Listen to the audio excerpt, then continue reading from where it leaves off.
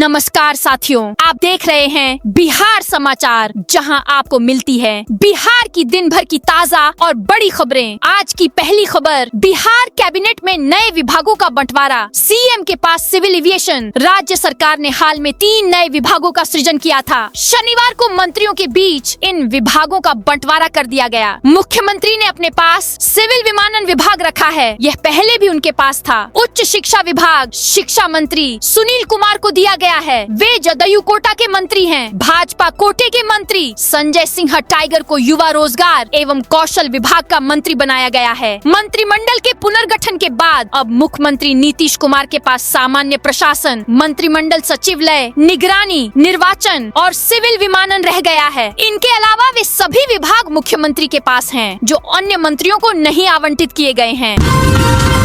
लालू यादव की संपत्ति जब्त कर स्कूल खोले जाएंगे, सम्राट बोले। वो रजिस्टर्ड अपराधी हैं। बिहार के डिप्टी सीएम और गृह मंत्री सम्राट चौधरी ने राजद सुप्रीमो लालू प्रसाद यादव को लेकर बड़ा ऐलान किया है। उन्होंने कहा है कि अब लालू की संपत्ति सीज की जाएगी और उसमें बच्चों के लिए स्कूल खोले जाएंगे। सम्राट चौधरी ने लालू को रजिस्टर्ड अपराधी बताते हुए बात कही। एक निजी चैनल से बातचीत करते हुए सम्राट चौधरी ने यह बातें कही। सम्राट ने 950 करोड़ के चारा घोटाले का भी जिक्र किया। उन्होंने कहा कि सीबीआई और ईडी ने लालू की प्रॉपर्टीज को अटैच किया था, जिसमें एक बिल्डिंग भी है जो संजय गांधी जैविक उद्यान के पास है, जो सालों से बंद है।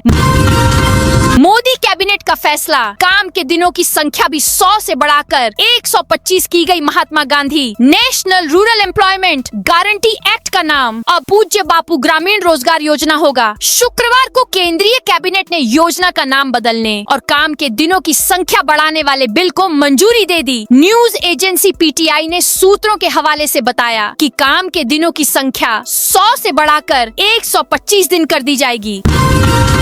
महिला की जगह पुरुषों के खाते में चले गए 10,000 वापस मांग रही सरकार। लालू एवं तेजस्वी यादव की पार्टी राष्ट्रीय जनता दल ने महिला रोजगार योजना को लेकर एक बार फिर नीतीश सरकार पर हमला बोला है। आरजेडी ने आरोप लगाया कि बिहार में एनडीए नेताओं और अधिकारियों को रिश्वत देकर वोट खरीदने का काम किया। आरजेडी ने चुटकी लेते हुए कहा कि सत्ता पाने की हड़बड़ी इतनी थी कि नेता और अफसर भयंकर गड़बड़ी कर बैठे। इस योजना के तहत 10,000 रुपए की राशि महिलाओं के बजाय कुछ पुरुषों के खाते में भेज दी गई। अब उनसे वापस पैसा मांगे जा रहे हैं। पुरुषों को 10,000 रुपए लौटाने के लिए पत्र लिखे जा रहे हैं। बिहार पुलिस को 1218 नए दारोगा मिले। बिहार पुलिस को आधुनिक तकनीक से लैस 1218 नए सब इंस्पेक्टर दारोगा मिल गए हैं। राजगीर स्थित पुलिस प्रशिक्षण केंद्र पीटीसी में 2023 बैच के इन प्रशिक्षु दारोगाओं की भव्य पासिंग आउट परेड आयोजित की गई, जिसमें मुख्यमंत्री नीतीश कुमार ने परेड की सलामी ली, जबकि उप मुख्यमंत्री सह गृह मंत्री सम्राट चौधरी, परिवहन मंत्री श्रवण कुमार भी कार्यक्रम में शामिल हुए। इस बैच में कुल 1218 प्रशिक्षु दारोगा शामिल हैं, जिनमें 769 पुरुष, 436 महिलाएं और पहली बार 3 ट्रांसजेंडर प्रशिक्षु शामिल हुए हैं। महिला के बाद दिव्यांगों के लिए स्पेशल बस चलाएगी नीतीश सरकार। बिहार के 23 लाख दिव्यांगों की सुविधा के लिए परिवहन विभाग विशेष बस चलाएगा। समाज कल्याण विभाग के अनुरोध पर परिवहन विभाग में इसकी कवायद फिर से शुरू हो गई है। पटना से इसकी शुरुआत होगी, बाद में अन्य जिलों में विस्तार होगा। नीतीश सरकार ने इससे पहले महिलाओं के लिए विशेष पिंक बस की शुरुआत की थी, जिसका विभिन्न जिलों में संचालन किया जा रहा है।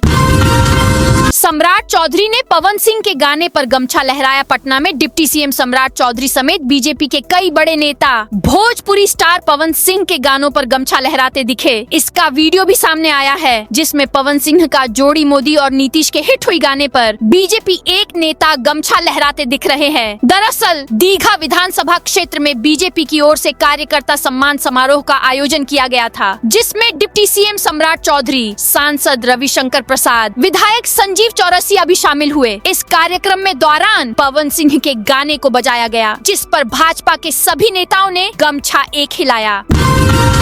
नेशनल मखाना बोर्ड की पहली बैठक में कई एजेंडों पर मुहर। मखाना के गुणवत्ता युक्त बीजों की आपूर्ति की जिम्मेदारी बिहार कृषि विश्वविद्यालय सबौर और अन्य शोध संस्थान को दी गई है। साथ साथ ही राजेंद्र केंद्रीय कृषि विश्वविद्यालय पूसा तथा एनआरसी मखाना दरभंगा को प्रशिक्षण केंद्र के रूप में विकसित किया जाएगा। यहाँ विभिन्न राज्यों के प्रशिक्षकों ट्रेनर को मखाना मूल्य श्रृंखला की नवीनतम तकनीकों का प्रशिक्षण दिया जाएगा। नेशनल मखाना बोर्ड की नई दिल्ली स्थित कृषि भवन में हुई पहली बैठक में यह निर्णय लिया गया। अब मंचलों पर अभया ब्रिगेड करेगी सख्ती। 27 थानों में टीम का गठन। 27 थानों में पुलिस की एक खास टीम का गठन किया गया है। टीम में एक महिला पदाधिकारी के अलावा एक महिला समेत 2 पुरुष जवानों को तैनात किया गया है। इसे अभया ब्रिगेड का नाम दिया गया है। यह टीम महिलाओं के साथ होने वाली आपराधिक घटनाओं पर कार्रवाई करेगी। टीम को वैसे हॉट स्पॉट चयन की जवाबदेही दी गई है। टीम स्कूल और कॉलेज के समीप सादे लिबास और वर्दी दोनों में तैनात होगी और मंचलों पर आवश्यक कार्रवाई करेगी।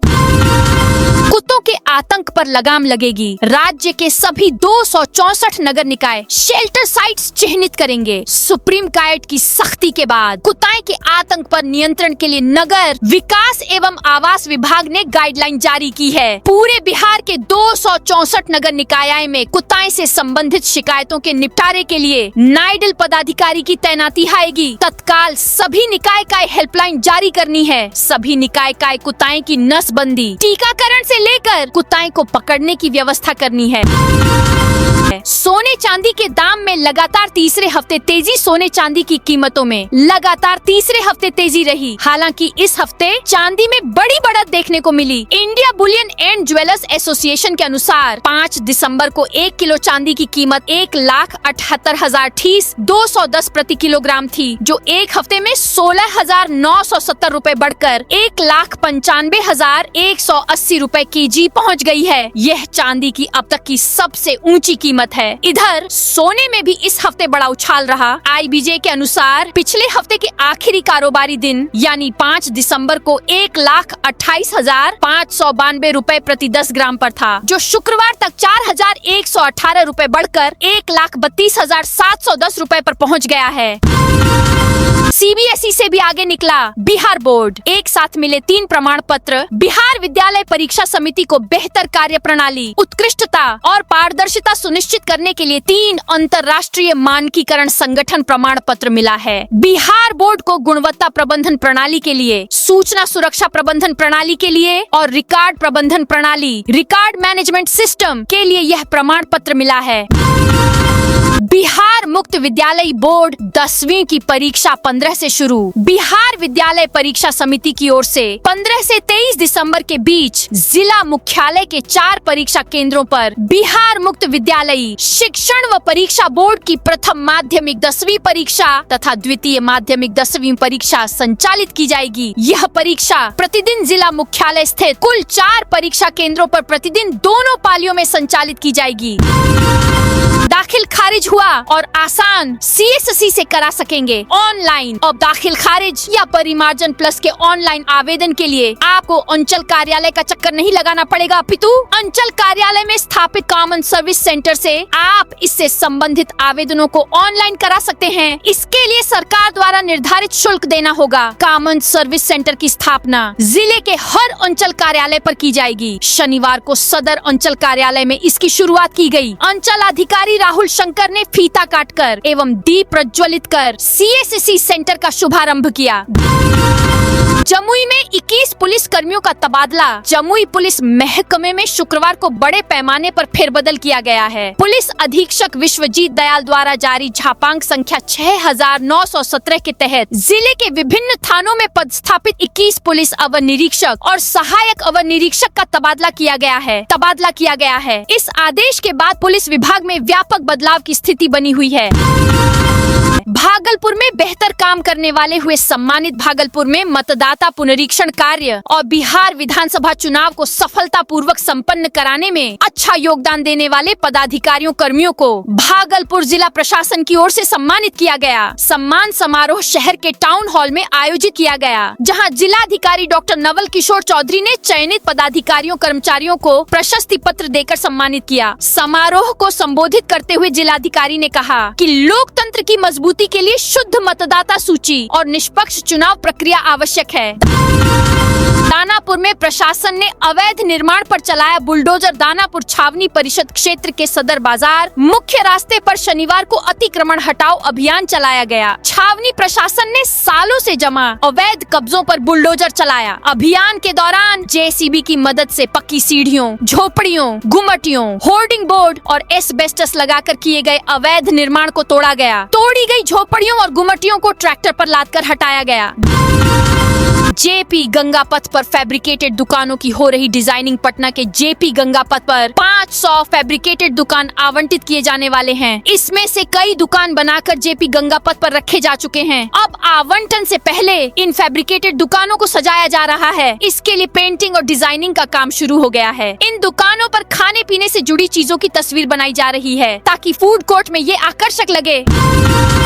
10 फरवरी से होगी सर्वजन दवा सेवन कार्यक्रम की शुरुआत। मोतिहारी फाइलेरिया के नियंत्रण के लिए जिले के सभी 27 प्रखंडों में नाइट ब्लड सर्वे का आयोजन होना है। नाइट ब्लड सर्वे के सफल संचालन को लेकर सदर अस्पताल मोतिहारी स्थित जीएनएम कॉलेज में डीवीबीडीसीओ डॉ शरद चंद्र शर्मा की अध्यक्षता में फाइलेरिया प्रसार दर के खोज को लेकर एलटी, सीएचओ, जीएनएम व अन्य स्वास्थ्य कर्मियों का प्रशिक्षण कराया गया। मधुबनी पुलिस ने स्कूलों में शुरू किया जन संवाद। मधुबनी पुलिस ने पुलिस अधीक्षक योगेंद्र कुमार के निर्देश पर एक विशेष जन संवाद कार्यक्रम शुरू किया है। इसका उद्देश्य समाज में कानूनी जागरूकता बढ़ाना, युवाओं को नशे से दूर रखना और साइबर अपराध व महिला सुरक्षा जैसे मुद्दों पर जागरूकता फैलाना है। यह कार्यक्रम मधुबनी जिले के सभी थाना क्षेत्रों के उच्च विद्यालयों और शिक्षण संस्थानों में शुक्रवार से एक साथ शुरू हुआ। सहरसा में लगाया गया राष्ट्रीय लोक अदालत। छोटे विवादों का तुरंत हुआ निपटारा। सहरसा व्यवहार न्यायालय परिसर में शनिवार को राष्ट्रीय लोक अदालत का आयोजन किया गया। जिला विधिक सेवा प्राधिकार के देखरेख में आयोजित इस लोक अदालत का उद्घाटन प्रभारी प्रधान जिला एवं सत्र न्यायाधीश रंजुला भारती, जिलाधिकारी दीपेश कुमार और पुलिस अधीक्षक हिमांशु ने संयुक्त रूप से दीप प्रज्वलित कर किया। यह आयोजन न्यायालय परिसर की मुख्य इमारत के सामने हुआ, जहां बड़ी संख्या में वादकारी अपनी समस्याओं के समाधान की उम्मीद में पहुंचे। जनता दल यूनाइटेड का अभियान 2 लाख सदस्य बनेंगे। जनता दल यूनाइटेड का सदस्यता अभियान लोहिया आश्रम स्थित जिला कार्यालय में शनिवार से शुरू हुआ। सदस्यता अभियान की शुरुआत स्थानीय विधायक अश्वमेघ देवी ने जिला अध्यक्ष दुर्गेश राय की सदस्यता के नवीकरण से किया। इस मौके पर जिले के विभिन्न प्रकोष्ठों के पदाधिकारी के साथ ही प्रखंड अध्यक्षों की सदस्यता का नवीकरण किया गया। प्रखंडों में सदस्यता अभियान शुरू करने का निर्देश जारी किया गया। बैंक अधिकारी के 6 ठिकानों पर ईओयू की रेड। ईओयू ने शुक्रवार को सेंट्रल कोऑपरेटिव बैंक के विकास पदाधिकारी भावेश कुमार सिंह के 6 ठिकानों पर रेड की। पटना में 4 और गोपालगंज में 2 जगहों पर टीम ने 11 घंटे तक तलाशी ली। पटना के किराए के फ्लैट से 1,65,000 रुपए और करीब 7 लाख रुपए की सोने की ज्वेलरी मिली है। इस दौरान टीम ने बेड से बैग निकलवा कर भी चेक किया। रेड के दौरान ईओयू की टीम ने भावेश से पूछताछ भी की है। मुजफ्फरपुर में गन पॉइंट पर 17 लाख की लूट। मुजफ्फरपुर में शनिवार सुबह माइक्रो फाइनेंस कंपनी के कर्मचारी से 17 लाख रुपए की लूट हुई है। कर्मचारी रुपए से भरा बैग लेकर रिटेलर को पैसे देने जा रहा था। घटना कपरपुरा रेलवे गुमटी के पास न्यू 4 लेन रोड की है। अपाचे से आए 2 बदमाशों ने ओवरटेक कर गन पॉइंट पर लिया और कैश लेकर भाग निकले। पुलिस ने फिलहाल आसपास के एरिया में नाकेबंदी की है। अपराधियों की पहचान के लिए 1 किलोमीटर के एरिया के मेजर सीसीटीवी कैमरे के फुटेज मंगवाए गए हैं। क्या बेटे की खातिर जाएगी? उपेंद्र कुशवाहा की सदस्यता। बिना किसी सदन के सदस्य चुने मंत्री पद की शपथ लेने वाले दीपक प्रकाश भाजपा कोटे से विधान परिषद जाएंगे। बीजेपी उन्हें मंगल पांडेय की जगह खाली हुई सीट पर विधान परिषद भेजेगी। इस पर दोनों पार्टी के नेताओं के बीच सहमति बन गई है। दीपक राष्ट्रीय लोक मोर्चा के प्रमुख और राज्यसभा सांसद उपेंद्र कुशवाहा के बेटे हैं। अब चर्चा इस बात की शुरू हो गई है कि क्या बेटे की खातिर उपेंद्र कुशवाहा अपनी राज्यसभा सदस्यता गंवा देंगे? क्या अप्रैल के बाद वह किसी सदन के सदस्य नहीं रहेंगे?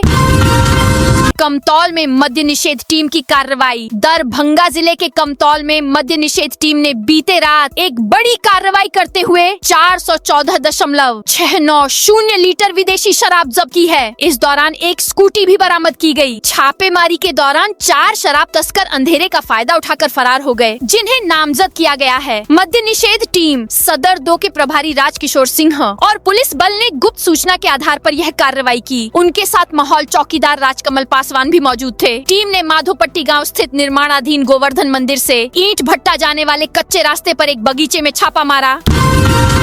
किशनगंज में अवैध बालू खनन पर पुलिस की कार्रवाई। किशनगंज के पोठिया थाना क्षेत्र में पुलिस ने अवैध बालू खनन के खिलाफ बड़ी कार्रवाई की है। शनिवार को पोठिया चौक के पास अवैध बालू से लदे एक ट्रैक्टर ट्रॉली को जब्त कर उसके चालक को गिरफ्तार कर लिया गया। पुलिस को गुप्त सूचना मिली थी कि थाना क्षेत्र में अवैध रूप से बालू का खनन और उसकी बिक्री की जा रही है। इसी सूचना के आधार पर पोठिया थाना अध्यक्ष अंजय अमन के नेतृत्व में एक पुलिस टीम ने त्वरित छापेमारी की। छापेमारी के दौरान पुलिस ने मौके से बालू से लदी पावर ट्रैक ट्रैक्टर ट्रॉली को जब्त कर लिया। जब्त वाहन को पोठिया थाना परिसर में सुरक्षित रखा गया है। शेखपुरा में 7 दिन में लगान जमा नहीं करने पर होगा सर्टिफिकेट केस। शेखपुरा के अरियरी अंचल में वर्षों से लंबित लगान का भुगतान न करने वाले रैयतों पर प्रशासन ने सख्त रुख अपनाया है। अंचल अधिकारी अंकु गुप्ता ने एक महत्वपूर्ण कदम उठाते हुए ऐसे 500 बड़े बकायेदारों के विरुद्ध चेतावनी कार्ड जारी किए हैं। प्रखंड क्षेत्र में कई रैयत लंबे समय से भू लगान का भुगतान नहीं कर रहे थे, जिससे राजस्व वसूली प्रभावित हो रही थी। विभागों में खाली पदें जल्द ही भरी जाएंगी। मानव संसाधन की कमी होगी दूर। युवाओं को रोजगार के अवसर देने और सरकारी विभागों में मानव संसाधन की कमी को दूर करने के उद्देश्य से जिलाधिकारी कुंदन कुमार ने जिले के सभी विभागों में खाली पदों को जल्द भरने के लिए सभी विभाग अध्यक्षों को निर्देश जारी किए हैं। राज्य सरकार की नीति के अनुरूप सामान्य प्रशासन विभाग के सचिव की ओर से प्रदेश में अधिक से अधिक युवाओं को समय पर नौकरी उपलब्ध कराने के निर्देश के बाद नालंदा जिला प्रशासन ने इस दिशा में तेजी से काम शुरू कर दिया है। जिलाधिकारी ने स्पष्ट किया है कि 31 मार्च तक होने वाली संभावित रिक्तियों को ध्यान में रखते हुए तत्काल भर्ती प्रक्रिया शुरू की जाए। किशनगंज में गोरखपुर सिलीगुड़ी एक्सप्रेसवे बहादुरगंज की 25 पंचायतों से गुजरेगा। गोरखपुर सिलीगुड़ी एक्सप्रेसवे परियोजना सीमांचल क्षेत्र के लिए महत्वपूर्ण साबित होगी। यह महत्वाकांक्षी ग्रीनफील्ड एक्सप्रेसवे अब किशनगंज के बहादुरगंज प्रखंड की 25 पंचायतों से होकर गुजरेगा। यह high speed corridor Bahadurganj, Tedhagachh, Thakurganj और पोठिया जैसे क्षेत्रों को राष्ट्रीय परिवहन नेटवर्क से जोड़ेगा। अप्रैल से होगी टनल की खुदाई। पटना जंक्शन से रुकनपुरा तक के भवनों की मजबूती की जांच होगी। पटना जंक्शन से रुकनपुरा तक अप्रैल से मेट्रो की टनल बनेगी। इससे पहले इस 10.50 किलोमीटर में पड़ने वाले बड़े भवनों की मजबूती की जांच होगी। इसके लिए चयनित एजेंसी द्वारा GPR सर्वे कराया जाएगा। इसके बाद पाटलिपुत्र स्टेशन की तरफ टनल बनेगी। तब इस दायरे में आने वाली बड़ी बिल्डिंगों की भी जाँच होगी। पप्पू यादव के बेटे पर IPL ऑक्शन में लगेगी बोली। इंडियन प्रीमियर लीग 2026 का ऑक्शन 16 दिसंबर को अबू धाबी के एतिहाद एरिना में होगा। IPL ऑक्शन में पूर्णिया सांसद पप्पू यादव के बेटे सार्थक रंजन पर भी बोली लगेगी। सार्थक रंजन का नाम ऑक्शन लिस्ट के लिए शॉर्ट लिस्ट किया गया है। उनका बेस प्राइस 30 लाख रुपए रखा गया है। सार्थक दिल्ली के लिए रणजी खेलते हैं। वे एक ओपनिंग बैट्समैन हैं। दिल्ली प्रीमियर लीग में सार्थक रंजन ने 9 मैच में करीब 448 रन बना दिए थे।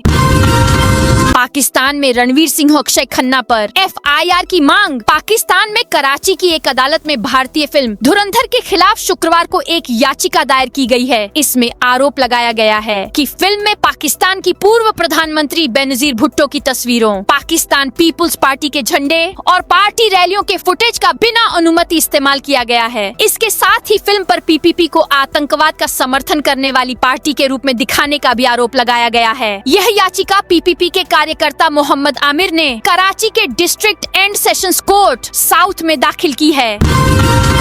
दिग्गज फुटबॉलर अर्जेंटीना के लियोनेल मेसी 3 दिन के इंडिया टूर पर हैं। मेसी 5:30 पर हैदराबाद पहुंचे। यहां उनसे मिलने के लिए कांग्रेस नेता राहुल गांधी और तेलंगाना के CM रेवंत रेड्डी ताज फलकनुमा पैलेस में मौजूद हैं। मेसी राजीव गांधी उप्पल स्टेडियम में शाम 7 बजे 7 प्लेयर्स का फुटबॉल मैच खेलेंगे। उसके बाद वहां म्यूजिक कॉन्सर्ट होगा। मेसी के साथ उरुग्वे के स्ट्राइकर लुइस सुआरेज और अर्जेंटीना के मिडफील्डर रोड्रिगो डी पॉल भी आए। तीनों फुटबॉलर रात करीब 2:30 पर कोलकाता एयरपोर्ट पहुंचे। तो दोस्तों, ये थी आज बिहार की दिन भर की ताजा और बड़ी खबरें। अब कल मिलते हैं नई खबरों के साथ।